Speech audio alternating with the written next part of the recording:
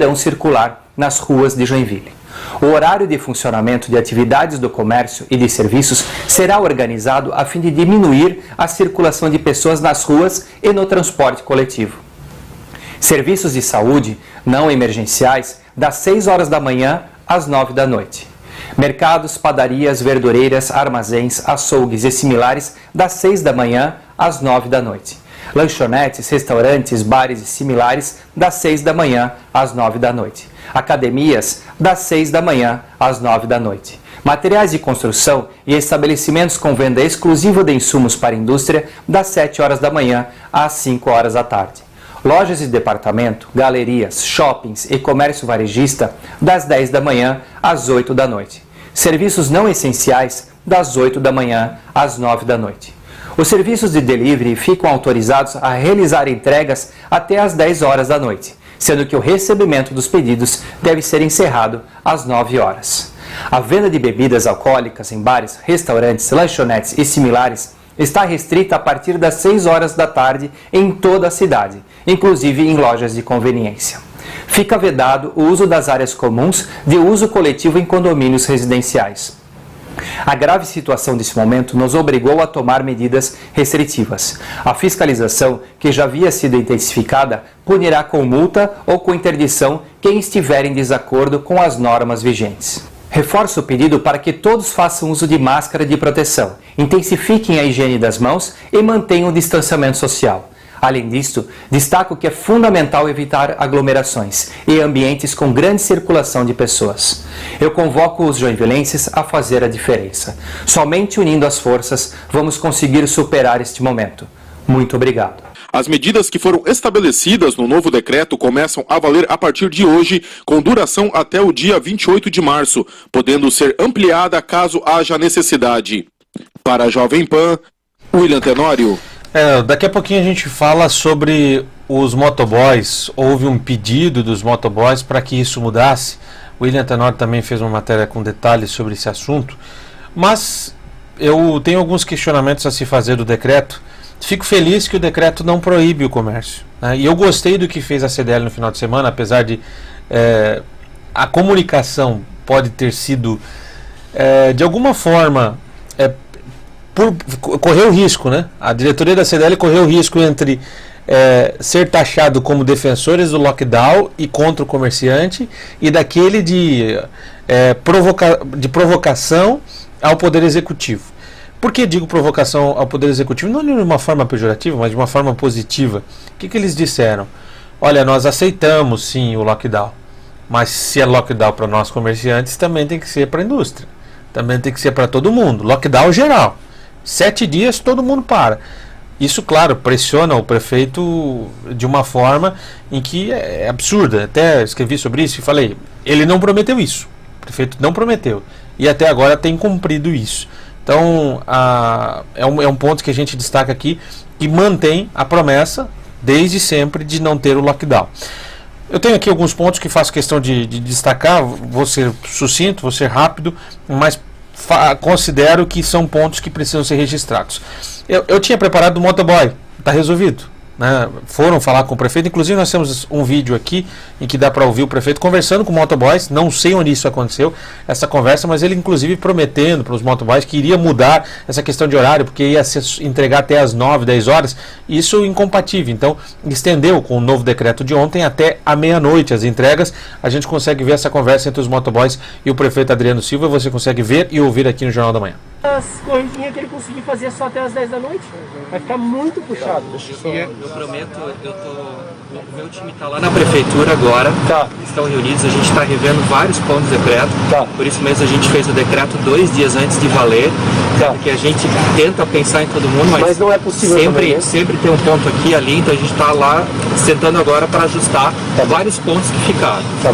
Eu vou considerar isso que vocês colocaram, até meia-noite eu não prometo, não tem como, gente, porque qual é o problema da meia-noite? O problema são as festas. Sim. Né? Então, assim, infelizmente a gente tem que segurar isso. Mas pelo menos então receber os pedidos até as 10 e entrega até a meia-noite. Eu vou dar uma olhada nisso. Tá bom. Nós agradecemos a atenção. Eu só queria levantar um outro ponto aqui. E aí o prefeito cumpriu, né, ontem com o novo decreto, então fazendo essa mudança e até a justificativa dada pela comunicação da prefeitura de que ouvindo esses setores mudou o decreto. Agora, tem um ponto que o comércio não foi afetado, foi ajustado, legal, perfeito, acho que isso é excelente. Dois pontos, vão perceber depois que são dois pontos cruciais aqui de questionamentos para serem discutidos, acredito que deve ser discutido ao longo do dia, pela população, pelo poder público, que acho que é crucial. Lembrando que na frente do cemitério do imigrante, o transporte coletivo é uma incógnita, porque tem aqui uma multa, por exemplo, ultrapassou 50% da lotação, multa para a empresa, 6.283, ok. A empresa começou a cumprir, ela cumpre já essa metade. O problema está dentro dos terminais urbanos. Nós temos um grande problema dentro dos terminais urbanos, nos pontos de ônibus. Esse é um grande problema. E aí há uma sugestão da prefeitura, que as empresas saiam em horários distintos. Mas eu fiquei pensando, como descobrir isso? Como que o dono de uma loja vai entender que o outro vai sair num outro horário? Ficou um pouco confuso esse negócio. Acho que aqui cabe uma discussão melhor, então, para entender isso. Como é que vai? Porque senão vai continuar tendo aglomerações nos terminais urbanos. E aí não resolve o problema, que esse decreto surge por isso. São as aglomerações nos terminais urbanos, nos ônibus, no coletivo, no transporte e também nas festas clandestinas. Principalmente nas festas, né, Ananias? Sim. Desculpa, eu te interrompi, por favor. A gente, assistindo esse vídeo dos motoboys, a gente me leva a entender uma questão do porquê que a pandemia, a gente só vai vencer a pandemia com vacina, não tem jeito. As pessoas estão sempre buscando um benefício, uma melhoria, isso é natural, mas é sempre na sua categoria, é sempre no seu desenvolvimento pessoal, é sempre na sua possibilidade de fazer festa, de ter o direito de encontrar as pessoas, enfim. E com os motoboys também estão defendendo essa categoria, mas talvez seja uma das categorias menos afetadas pela pandemia, porque eles trabalharam direto. Só que agora com esse decreto eles precisariam reduzir um pouco o horário, foram lá, reivindicaram e conseguiram, enfim, se o comitê de emergência ali, né, da prefeitura, ele definiu que é possível, então tudo bem, está tudo certo. Mas esses movimentos que me fazem refletir sobre a nossa capacidade de realmente vencer essa guerra contra a pandemia, fazendo o que a gente precisa fazer, que é realmente o isolamento e tudo mais. Essa questão das festas é crucial para a gente poder vencer a pandemia. Porque no ambiente de trabalho, no ambiente de escola, você está controlado, você está com máscara, você está com álcool gel. Na festa não. E na festa qualquer tipo de ambiente menor, com 10, 15 pessoas, já é suficiente para todo mundo pegar o vírus, né? Então, realmente essas medidas precisam ser levadas a sério para que a gente possa ver a luz no fim do túnel e esse ano ainda. E aí, um outro ponto. Esse, para mim, foi o que mais me chamou a atenção e que mais preocupou. Artigo 12 do decreto. Fica vedada a realização de congressos, seminários, palestras, conferências, assembleias, leilões, feiras, exposições comerciais e eventos sociais. Eventos sociais, inclusive os realizados em residências com a participação exclusiva de pessoas da mesma família. Isso aqui me preocupou. O que é um evento social? Um almoço entre pai e filho em casa é proibido? Eu acho que não, né? A vida continua. Eu acredito que se é esse objeto, a gente aí perdeu, né? Aí a gente se perdeu porque tocar a vida, o básico ali, as necessidades, até de uma questão do convívio básico, acho que daí mudou tudo.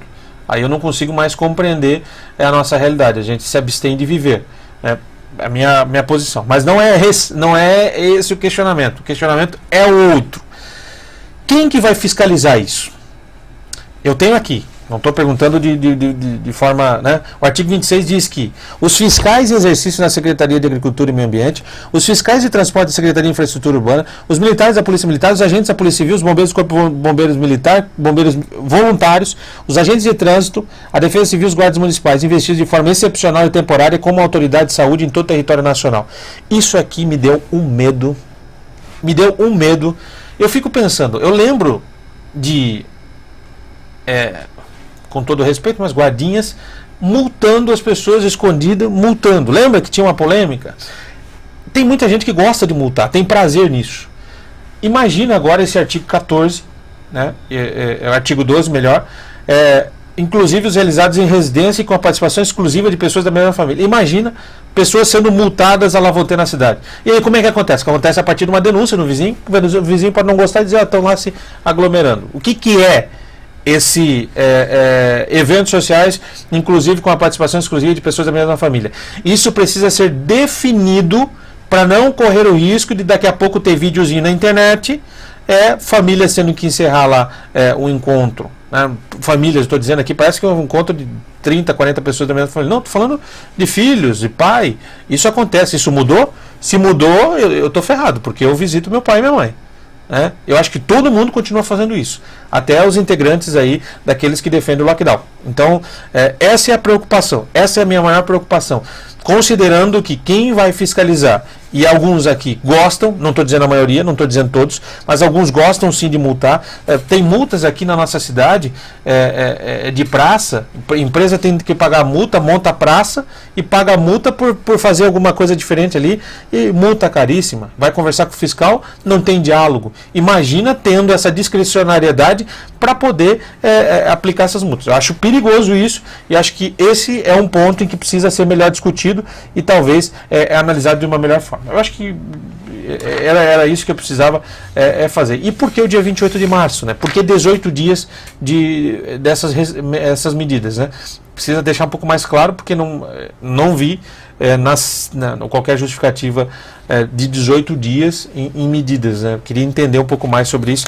Esses são os pontos que eu queria destacar em relação a isso. 7h27. Quer comentar mais uma coisa, Matheus? Porque essa questão realmente da fiscalização, Ananias, é como eu disse, não adianta, pode ter quantos fiscais você quiser na rua, se as pessoas não se conscientizarem por elas mesmas, é necessário que haja essa conscientização. Claro que um evento, e aí tudo bem, se a gente precisa botar um número de quantas pessoas na família que podem estar juntas, então que se coloque no decreto, né? Mas nós precisamos nos conscientizar, não adianta botar o exército na rua para controlar a população, porque vão dar um jeito de fazer uma festa clandestina. Se não houver a conscientização da população, se houvesse, não precisaria nem de fiscalização para começar, né? Mas como não há, a gente precisa realmente colocar no papel exatamente o que precisa ser feito. E aí, para dirimir, inclusive, esse tipo de dúvida com relação a encontros ou eventos sociais familiares. Eu estou recebendo aqui algumas respostas do... Eles me pediram para os restaurantes ficarem abertos até meia-noite. Entendemos que o delivery nos ajuda para evitar a aglomeração. Então, por isso, essa mudança no decreto. E por isso, escalonaram o horário do comércio. E acredito que é sobre essa questão que eu falei aqui dos encontros, através de denúncias no 190. Eu continuo preocupado. Imagina lá o guarda municipal chegando na família, lá vai ter que parar tudo. Isso aconteceu no estado. Não estou inventando algo aqui da minha cabeça para fazer uma... aconteceu lá do Moisés, lembra? O Kennedy Nunes ainda teve um encontro lá da família, estava orando lá, a polícia chegou, mandou sair. É uma precaução. Por precaução. E a justificativa do tempo, precisamos de 2 semanas no mínimo para ter efeito prático na redução da transmissão. Informações aqui trazidas pelo próprio prefeito que está nos acompanhando. 7h29. Bom, né, Matheus? Isso é bom, né? Mas